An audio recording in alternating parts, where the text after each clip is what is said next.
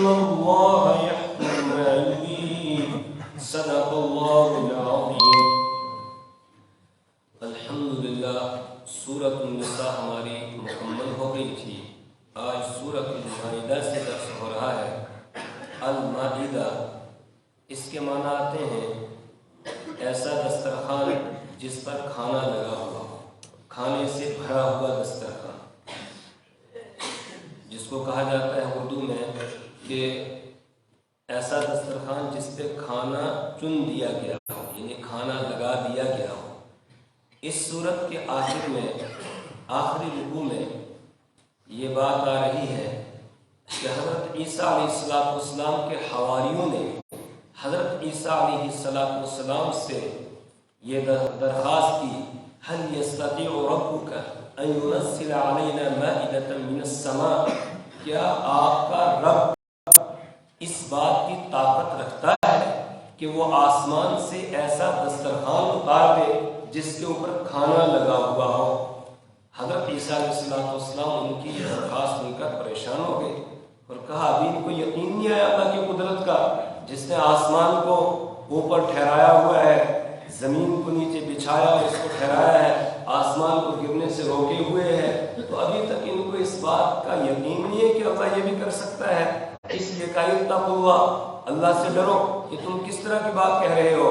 تو انہوں نے یہ کہا کہ ہم یہ چاہتے ہیں کہ نريد ان نأكل منها وتطمئن قلوبنا، ہم یہ چاہتے ہیں کہ دسترخوان آ جائے تو اللہ کی نعمتوں کو کھائیں، اور دوسرا یہ کہ ہمارے دلوں کو اطمینان ہو جائے، اس لیے ہم یہ درخواست کرتے ہیں. پھر حضرت عیسیٰ علیہ السلام نے دعا کی اللہ سے کہ اللہ انزل علینا مائدة من السماء، آسمان سے ایک دسترخوان مائدہ اتار دیجئے جس پہ کھانا چنا ہوا ہو.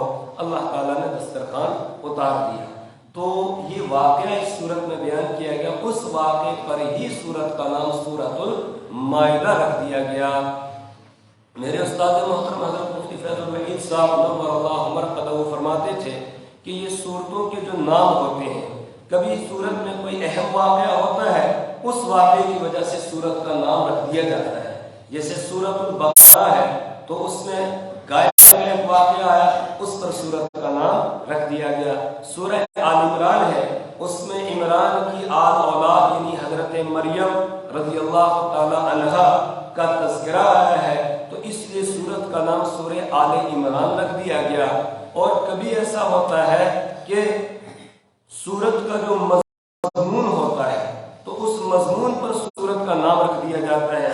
جیسے پیچھے والی سورت تھی سورۃ النساء، اس میں عام طور سے جو مضامین بیان کیے گئے ہیں احکامات، تو زیادہ اس میں عورتوں سے تعلق رکھنے والے تھے، اس لیے سورت کا نام سورۃ النساء رکھ دیا گیا، یعنی وہ سورت جس سورت میں عورتوں کے احکامات بیان کیے گئے ہیں. اور کبھی ایسا ہوتا ہے کہ سورت کا جو پہلا لفظ ہوتا ہے اس پہلے لفظ پر ہی سورت کا نام رکھ دیا جاتا ہے.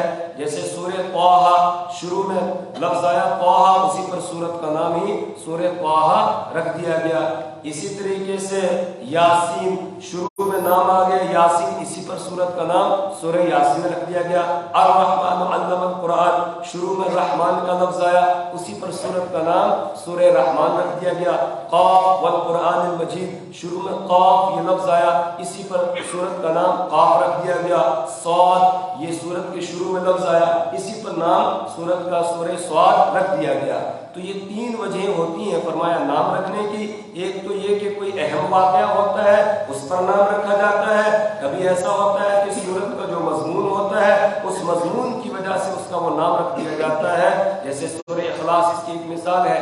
سورہ اخلاص میں خالص اللہ کی توحید کو بیان کیا گیا، اس لیے اس کا نام سورہ اخلاص رکھا گیا، حالانکہ اخلاص کا لفظ اس میں آیا ہی نہیں ہے، لیکن چونکہ مضمون اس میں ہے خالص اللہ کی توحید کو بیان کیا گیا، اس لیے اخلاص اس کا نام رکھ دیا گیا. سورہ فاتحہ ہے تو فاتحہ شروع کرنے والی یعنی قرآن کے بالکل شروع میں آئی ہے، ابتدا میں آئی ہے، اس لیے اس کا نام فاتحہ رکھ دیا گیا، حالانکہ فتح کا لفظ اس کے اندر ہے ہی نہیں. تو کبھی مضمون پر نام رکھا جاتا ہے، کبھی سورت کے شروع میں جو لفظ آتا ہے تو اسی لفظ پر سورت کا نام رکھ دیا جاتا ہے. تو اس سورت میں چونکہ یہ مائدہ کا واقعہ آیا ہے دسترخوان کا، اس لیے سورت کا نام ہی سورۃ المائدہ رکھ دیا گیا. جس طرح سورۃ النساء میں اکثر جو ہے وہ احکامات بیان کیے گئے، یعنی زیادہ تر جو مضمون اس کا تھا وہ احکامات سے تعلق رکھتا تھا، نکاح کے احکامات بیان کیے گئے، وراثت کے احکامات بیان کیے گئے، اسی طریقے سے جہاد کے احکامات بیان کیے گئے، نماز کے، پھر صلاۃ الخوف، سفر کی نماز، یہ احکامات بیان کیے گئے۔ اسی طرح سورۃ المائدہ کے اندر بھی احکامات کو بیان کیا جا رہا ہے، اور زیادہ تر مضمون اس میں حلت اور حرمت کے جو احکامات ہیں ان کو بیان کیا گیا ہے، کون سی چیزیں حلال، کون سی چیزیں حرام ہے، کون سے کام حلال، کون سے کام حرام ہے۔ اس طرح کے مضامین اس سورت کے اندر بیان کیے گئے احکامات۔ اور جیسے پچھلی سورت میں یہودیوں اور عیسائیوں کا تذکرہ تھا، اس سورت میں بھی یہودیوں اور عیسائیوں کا تذکرہ ہے، لیکن انداز یہ اختیار کیا گیا، اسلوب یہ اختیار کیا گیا کہ مسلمانوں، ایمان والوں، جس طرح تمہیں احکامات دیے جا رہے ہیں اسی طرح یہودیوں اور عیسائیوں کو بھی احکامات دیے گئے تھے، لیکن انہوں نے احکامات کی پاسداری نہیں کی، انہوں نے میرے حکموں کو پورا نہیں کیا، پھر وہ اللہ کے باغی کہلائے۔ کیوں؟ اس لیے کہ جو حکم اللہ تعالیٰ دے دے اس کے مطابق جو نہیں چلے گا وہ پھر مسلمان رہتا ہی نہیں ہے۔ من لم يحكم بما انزل الله فاولئك هم الكافرون، جو اللہ کے حکم کے مطابق فیصلہ نہیں کرے گا، اللہ کے حکم کو پورا نہیں کرے گا، فاولئك هم الكافرون، تو یہ کافر ہے۔ ومن لم يحكم بما انزل الله فاولئك هم الظالمون ومن لم يحكم بما انزل الله فاولئك هم الفاسقون۔ اس طرح ان کا تذکرہ کر کے اللہ نے بیان کیا کہ ان کو احکامات دیے گئے تھے لیکن انہوں نے پورا نہیں کیا۔ اب تمہیں بھی قرآن کی صورت میں یہ احکامات دیے جا رہے ہیں، لہذا تم ان کی طرح نہیں بننا، تم اللہ کے حکموں کو پورا کرنا۔ اس لیے شروع صورت میں بالکل ابتدا میں یہی بات آ گئی، یا ایھا الذین آمنوا اوفوا بالعقود، یا ایھا الذین آمنوا، اے وہ لوگوں جو ایمان لائے ہو، اوفوا، تم پورا کرو، بالعقود، وعدوں کو، جو تم نے وعدے کیے ان وعدوں کو پورا کرو۔ اور ان وعدوں میں یہ بھی شامل ہے کہ ہم اللہ کے سارے حکموں کو مانیں گے۔ وہ ایمان مجمل اور ایمان مفصل ہے، تو ایمان مجمل میں ہم کہتے ہیں نا وَقَبِلْتُ جَمِيعَ أَحْكَامِهِ، اور میں نے اس کے سارے احکامات کو قبول کر لیا۔ اللہ نے جو حکم دیے ان سب کو میں نے قبول کر لیا، ان سب پر میں چلوں گا، ان سب کو، ان سارے کاموں کو میں کروں گا جن کا اللہ نے حکم دیا ہے۔ تو اللہ فرما رہے ہیں کہ جو وعدہ تم کرو اس وعدے کو پورا کرو۔ ایک وعدہ ہم نے عالم ارواح میں اللہ سے کیا ہے، جس وقت اللہ نے ہم سب کی روحوں کو ایک جگہ جمع کیا، حضرت آدم علیہ السلام کی پشت پر ہاتھ مارا اور اس سے سب کی روحیں باہر آ گئی چیونٹیوں کی شکل میں۔ حدیث میں تفصیل ہے، چیونٹیوں کی شکل میں تم سب کے سب آ گئے۔ اس کے بعد اللہ تعالیٰ نے عہد دیا، الست بربکم، کیا میں تمہارا رب نہیں ہوں؟ تو سب نے جواب دیا بلا، کیوں نہیں، آپ ہمارے رب ہو۔ اس کو عہد الستو کہا جاتا ہے، جو عالم ارواح میں اللہ نے سارے انسانوں سے لیا، اور وہاں ہم سب نے اللہ کے رب ہونے کا اقرار کیا کہ ہمارا رب ہمیں پالنے والا، ہمارا پالنہار، ہمارا پروردگار اللہ ہے اور کوئی نہیں ہے۔ سارے انسانوں نے یہ وعدہ کیا ہے وہاں پر۔ اب دنیا میں آنے کے بعد کچھ مانتے ہیں کچھ نہیں مانتے ہیں، جو اللہ کو مانتے ہیں ایمان لے آئے تو وہ انہوں نے اس وعدے کو پورا کیا، اور جنہوں نے ایمان نہیں لایا انہوں نے اس وعدے کو پورا نہیں کیا۔ ایک وعدہ وہ ہے جو ہم کلمہ طیبہ پڑھ کے اللہ سے کرتے ہیں، لا الہ الا اللہ محمد رسول اللہ صلی اللہ علیہ وسلم، کہ بندگی صرف اللہ کی ہوگی اور طریقہ محمد عربی صلی اللہ علیہ وسلم کا ہوگا، اس کے علاوہ نہ ہمیں کسی اور کی بندگی منظور، نہ کسی اور کا طریقہ منظور۔ یہ بھی اللہ سے ہم نے ایک عہد کیا ہے، وعدہ کیا ہے۔ اور تیسرا ایمان مجمل اور ایمان مفصل میں جو ہم اللہ سے وعدہ کرتے ہیں کہ اللہ تیرے سارے حکموں کو ہم پورا کریں گے، آمنت باللہ کما ہوا باسمائہ وصفاتہ وقبلت جمیع احکامہ، یہ ایک وعدہ ہے۔ آمنت باللہ وملائکتہ وکتبہ ورسلہ والیوم الآخر والقدر خیرہ و شرہ من اللہ تعالی والبعث بعد الموت. یہ ایمان مفصل میں ہم اللہ سے وعدہ کرتے ہیں. یہ سارے وعدے یہاں پر مراد ہیں. ان سارے وعدوں کو اللہ پورا کرنے کے لیے مجھے اور آپ کو اور پوری دنیا کے ایمان والوں کو اللہ حکم دے رہا ہے کہ ان وعدوں کو تم پورا کرو. اسی طرح آپس میں جو ہم ایک دوسرے کے ساتھ وعدہ کرتے ہیں, کوئی معاہدہ کرتے ہیں, وہ بھی اس میں شامل ہے کہ اس معاہدے کو, اس وعدے کو بھی پورا کرو جو تم آپس میں ایک دوسرے کے ساتھ کرتے ہو. تو یا ایھا الذین آمنوا اوفوا بالعقود, اے وہ لوگ جو ایمان لائے ہو, اوفوا تم پورا کرو, بالعقود وعدوں کو. احلت لکم بہیمۃ الانعام الا ما یتلی علیکم غیر محل الصید وانتم حرم. اب آگے احکامات کا بیان شروع ہو رہا ہے. ان وعدوں میں ایک وعدہ یہ بھی ہے کہ تم اللہ کے حکموں کو پورا کرو گے, اور تم نے اقرار کیا کہ ہاں ہم تیرے حکموں کو پورا کریں گے. ان حکموں میں سے ایک حکم یہ بیان کیا جا رہا ہے کہ احلت حلال کر دیا گیا ہے لکم تمہارے لیے, بہیمۃ الانعام چوپایوں کو جو انعام کی قسم سے ہیں. وہ چوپائے, وہ جانور چار ٹانگوں والے کہ جو انعام کی قسم سے ہیں, ان کو تمہارے لیے حلال کر دیا گیا ہے. اور انعام کا اطلاق عربوں کے یہاں چار قسم کے جانوروں پر ہوتا تھا, بھیڑ, بکری, اونٹ اور گائے. اور پھر ان سے جو تعلق رکھنے والے جیسے ہرن ہو گئی, اسی طریقے سے نیل گائے وغیرہ ہو گئی, اور اس طرح کے جو جانور ان کی جنس سے, ان کی طرح جو ہیں, وہ تمام جانور اللہ فرماتے ہیں کہ تمہارے لیے حلال کر دیے گئے. یہ جانور تمہارے لیے حلال کر دیے گئے جو از قبیل انعام ہے. اور اگلی سورت سورۃ الانعام ہے.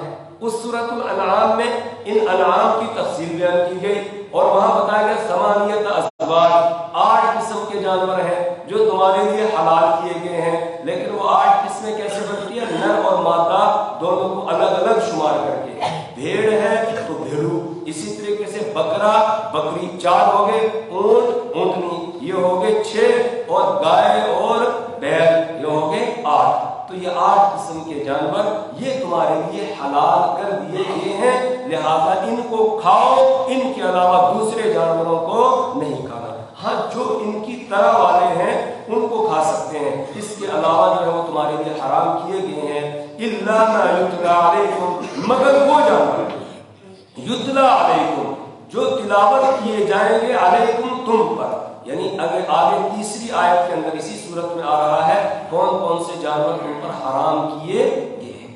ان حرام جانوروں کا بیان آگے آ رہا ہے. یہاں مطلق طور پر بتا دیا کہ وہ چوپائے جو انعام کی قسم سے ہیں وہ تمہارے لیے حلال کر دیے گئے ہیں. پھر حرام کون سے ہیں, کہا ابھی ٹھہرو, انتظار کرو, آگے آ رہا ہے. حرام جانوروں کا بیان بھی آگے آ رہا ہے, زیادہ پریشان ہونے کی ضرورت ابھی تمہیں نہیں ہے, آگے بیان آ جائے گا. الا ما یتلی علیکم, مگر وہ جانور تلاوت کیے جائیں گے تم پر. آگے تیسری آیت میں ان کا بیان آ رہا ہے. غیر محل الصید وانتم حرم.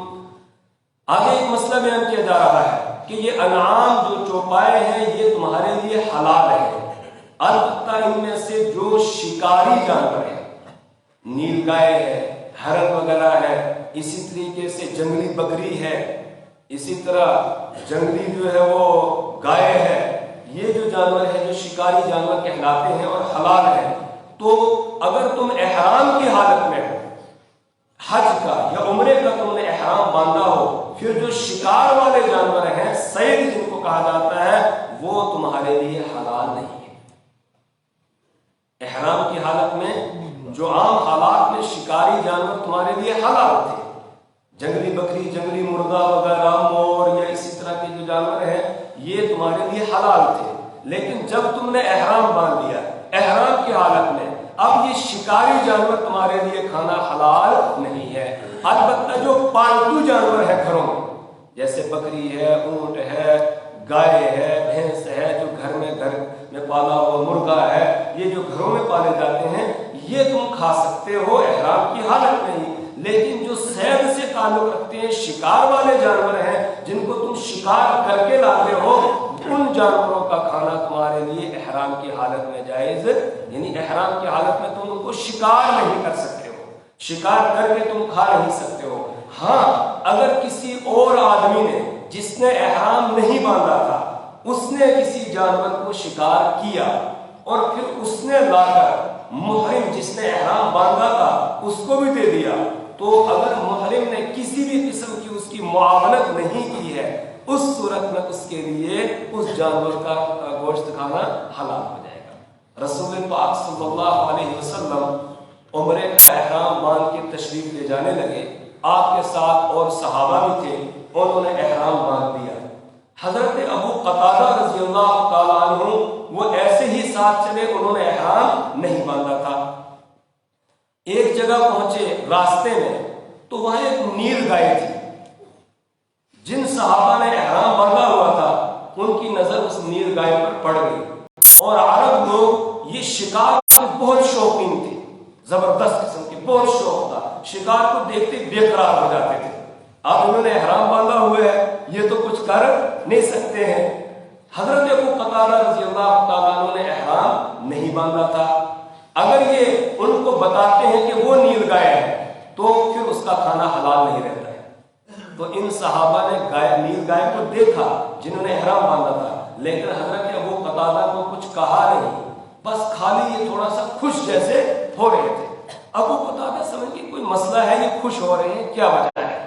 दाएं बाएं देखने लगे, अब उनकी नजर पड़ गई नील गाय। बस वो दौड़े, अपना घोड़ा लिया और तीर जो था वो नीचे, तीर कमान का नीचे रह गया। तो उन्होंने दूसरे साथियों को कहा मुझे उठा कर दे दो। उन्होंने कहा नहीं, हमने एहराम बांधा है, हम आपकी मदद इसमें नहीं कर सकते हैं। इशारा भी मना है, मदद करना भी मना है, खुद ले लो।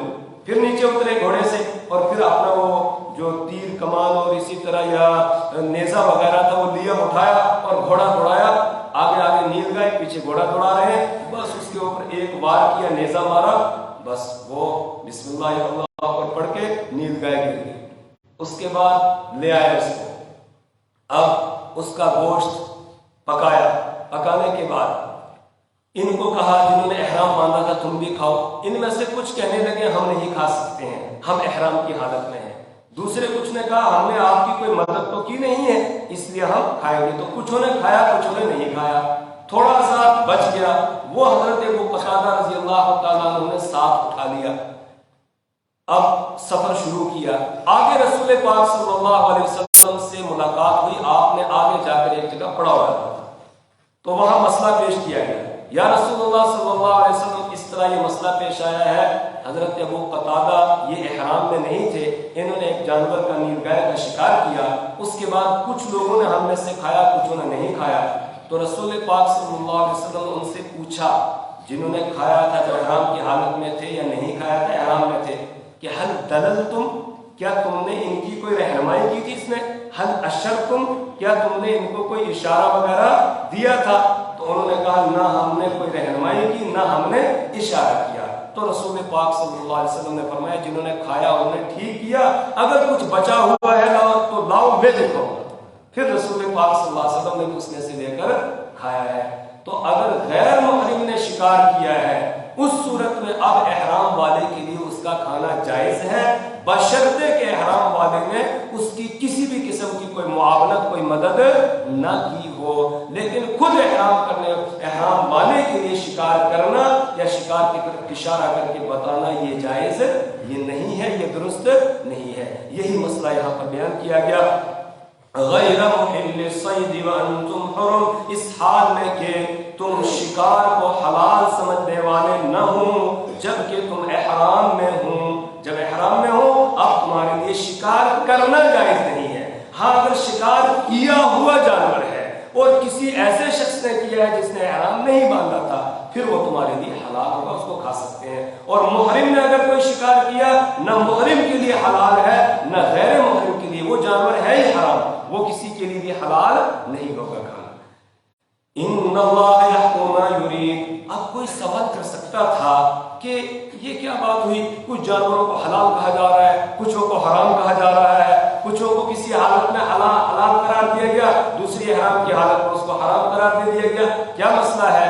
तो अल्लाह फरमा रहे कि अल्लाह कादिर मुतलक है, वो जो हुक्म देना चाहता है देता है, और वो तुम्हें वही हुक्म देता है कि जिसमें तुम्हारा فائدہ ہے، اور جس میں نقصان ہے وہ حکم تمہیں نہیں دیتا ہے۔ جو جانور اس نے تمہارے لیے حلال کیے ہیں ان میں تمہارے لیے فائدہ ہی فائدہ ہے، اور جو جانور اس نے حرام قرار دیے ان میں تمہارے لیے نقصان ہی نقصان ہے۔ اس لیے جن کو وہ حلال کہہ رہا ہے ان کو تم کھاؤ، اور جن کو وہ حرام قرار دے رہا ہے ان کو مت کھاؤ۔ کیوں؟ اس لیے کہ پیدا کرنے والا وہ ہے، تو علم بھی کامل اسی کے پاس ہے۔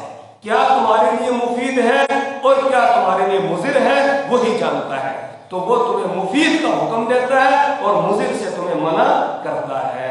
تو ان اللہ یحکم ما یرید، بے شک اللہ تعالیٰ حکم دیتا ہے جو وہ چاہتا ہے۔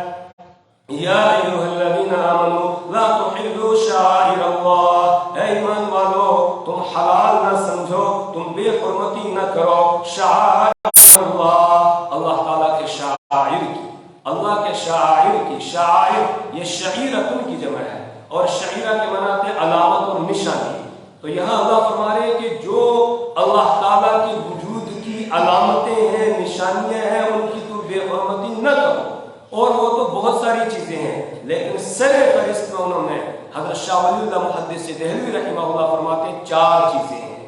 ایک رسول اکرم صلی اللہ علیہ وسلم کا وجود، آپ صلی اللہ علیہ وسلم کا وجود، یہ بھی شعائر اللہ میں سے ہے، یعنی ان چیزوں میں سے جن کا احترام کیا جائے، جن کی بے حرمتی کرنا جائز نہیں ہے۔ دوسرا کعبۃ اللہ ہے، اس کا احترام کیا جائے۔ تیسرا قرآن کریم ہے، اس کا احترام کیا جائے، یہ بھی شعائر اللہ میں سے ہے۔ اور چوتھے نمبر پر نماز کو قرار دیا، نماز بھی شعائر اللہ میں سے ہے، اس کا احترام کیا جائے۔ رسول پاک صلی اللہ علیہ وسلم کا احترام یہ ہے کہ آپ صلی اللہ علیہ وسلم کی شان میں ادنیٰ سے بھی گستاخی نہ کی جائے، اور آپ کو اپنے لیے مقتدا اور رہنما مان کر آپ کے پیچھے چلا جائے، آپ کو اپنے لیے آئیڈیل اور نمونہ بنایا جائے، یہ آپ کا احترام ہوگا۔ اور اگر ایسا نہیں کریں گے تو بے احترامی ہو جائے گی، بے حرمتی ہو جائے گی۔ اور کعبۃ اللہ کا احترام یہ ہے کہ اس کی تعظیم کی جائے، کعبۃ اللہ کی تعظیم کی جائے، یہاں تک کہ کعبہ کی طرف تھوکنا بھی درست نہیں ہے، کعبہ کی جانب تھوکنے سے بھی منع کیا گیا۔ اسی طرح استنجے کے وقت میں کعبہ کی طرف نہ تو اپنا رخ کیا جائے، نہ پیٹھ کی جائے۔ جس وقت ہم استنجا کرتے ہیں، قضاء حاجت کرتے ہیں، پیٹھ کرنے سے منع کیا گیا، رخ کرنے سے منع کیا گیا، اسی طرح تھوکنے سے منع کیا۔ رسول پاک صلی اللہ علیہ وسلم نے فرمایا جو شخص کعبۃ اللہ کی طرف تھوکتا ہے قیامت کے دن اس کا وہ سارا تھوک اس کی پیشانی کے ساتھ لٹک رہا، اور سب کے سامنے جو ہے یہ واضح ہو جائے گا یہ وہ شخص ہے جس نے کعبہ کا احترام نہیں کیا۔ تو یہ کعبہ کا کیا ہے؟ احترام ہے، قبلے کا احترام ہے۔ اور قرآن کریم کا احترام یہ ہے کہ قرآن پاک کو اللہ کا کلام سمجھ کے اس کی تعظیم کی جائے، اس کو عظمت کی نظر سے دیکھا جائے، یہ میرے اللہ کا کلام ہے، پھر اس کو پڑھا جائے، اس کو سمجھا جائے، اس پر عمل کیا جائے، اس کو زندگی گزارنے کا قانون اور ضابطہ جو ہے وہ سمجھا جائے۔ اور نماز کا احترام کرنے کا مطلب یہ ہے کہ نماز کو قائم کیا جائے۔ ایک ہے نماز پڑھنا، ایک ہے نماز کو قائم کرنا۔ قائم کرنے کا مطلب یہ ہے پورے دھیان کے ساتھ نماز پڑھی جائے، اس میں ادھر ادھر کے خیالات کو جگہ نہ دی جائے، بس اس طرح آدمی نماز میں کھڑا ہو جائے ان تعبد اللہ کأنک تراہ فإن لم تکن تراہ فإنہ یراک، کہ تم ایسے اللہ کی عبادت کرو گویا تم اللہ کو سامنے دیکھ رہے ہو، اگر تم نہیں دیکھ رہے ہو وہ تمہیں دیکھ رہا ہے۔ اس یقین کے ساتھ نماز میں کھڑے ہو جاؤ، خشوع اور خضوع کے ساتھ تمام آداب اور سنتوں کی رعایت کرتے ہوئے تم نماز پڑھو، یہ ہے نماز کا احترام۔ اور اگر ایسا نہیں کیا، جلدی جلدی ٹکرے لگائی، تو یہ نماز کی بے حرمتی ہو جائے گی۔ اس لیے رسول پاک صلی اللہ علیہ وسلم نے فرمایا سب سے بدترین چور وہ ہے جو نماز میں چوری کرتا ہے۔ صحابہ نے عرض کیا یا رسول اللہ صلی اللہ علیہ وسلم نماز پڑھے آدمی اور چوری کرے، سمجھ میں نہیں آیا۔ آپ نے فرمایا اس کا رکوع اور سجدہ اچھی طرح نہ کرنا یہ نماز میں چوری ہے، اس لیے اطمینان کے ساتھ رکوع کرے، اطمینان سے سجدہ کرے، پوری آداب کی رعایت کرتے ہوئے اور پورے دھیان کے ساتھ ٹھہر ٹھہر کر نماز کی جو کلمات ہیں، جو نماز کے اندر پڑھے جانے والے اوراد ہیں، ان کو ہم ٹھہر ٹھہر کر جو ہے ساتھ یہ نماز کا احترام ہوگا. اگر ایسا نہیں کیا تو نماز کی بے احترامی ہو جائے گی. اس سے آگے انشاءاللہ کل پڑھیں گے. اللہ سے دعا کریں پروردگار ہمیں اپنی کتاب کی سمجھ اور فہم عطا فرمائے. اللہ اس کے مطابق عمل کی توفیق عطا فرمائے. اللہ ہمیں اعمال صالحہ کی توفیق عطا فرمائے. برے اعمال سے ہمارے